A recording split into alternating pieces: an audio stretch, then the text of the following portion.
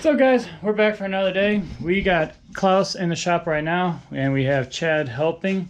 We are going to go ahead and start tearing into them. Hopefully it doesn't take too long. I started them up and backed them in.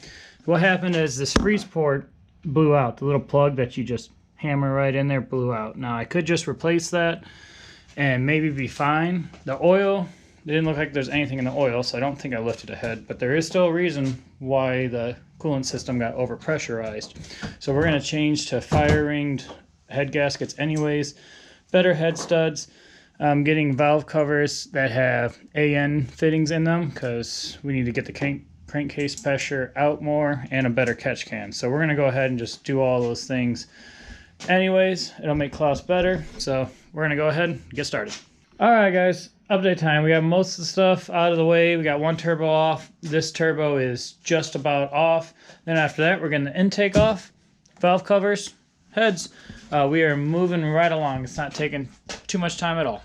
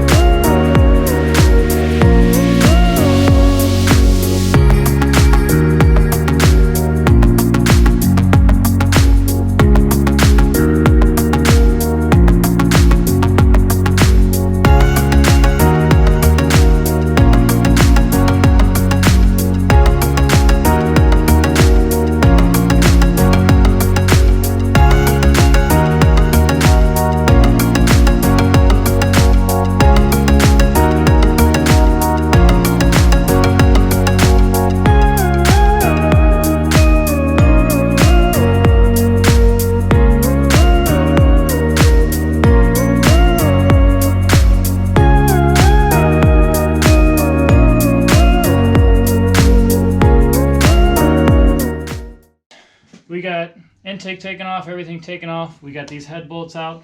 So now we're going to pull it and see what damage there is, if there's any. Let's hope not. Gosh, these are really hard.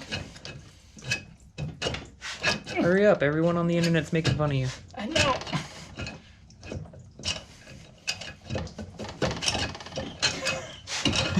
Oh, I just slipped. Oh no. You can do it. Yay! Oh. Hey, those washers that I said would stay in there unless you flip the head upside down. Well, you flip the head upside down. So yeah. now they're on the ground.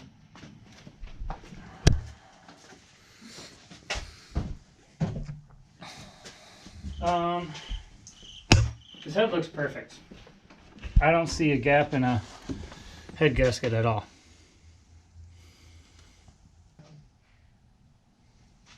This side of the head is perfect. I looked at the bottom and top of this head gasket and there is nothing showing it came out. Alright, well, that side's off, so let's go ahead and get the other side off. Yep, time lapse again.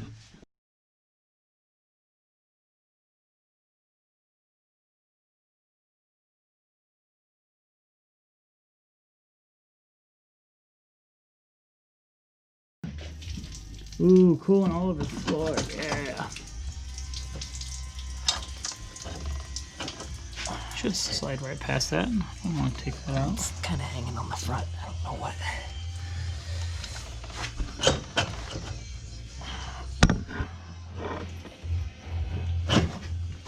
grab it. All right.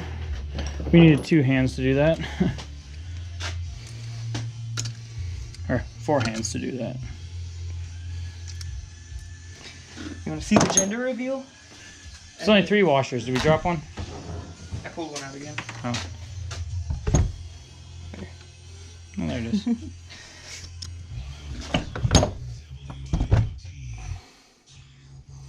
Another perfect looking head. Some gasket material.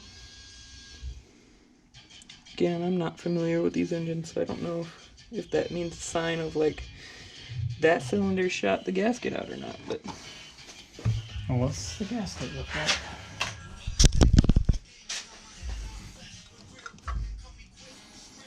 it looks fine.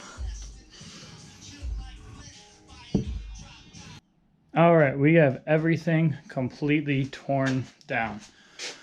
All of it. It's kind of depressing seeing it like this when it was running so well.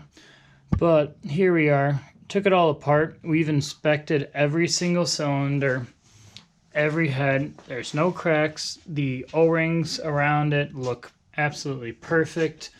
We did not see any issues of like a blown head gasket or even where it lifted up a little bit.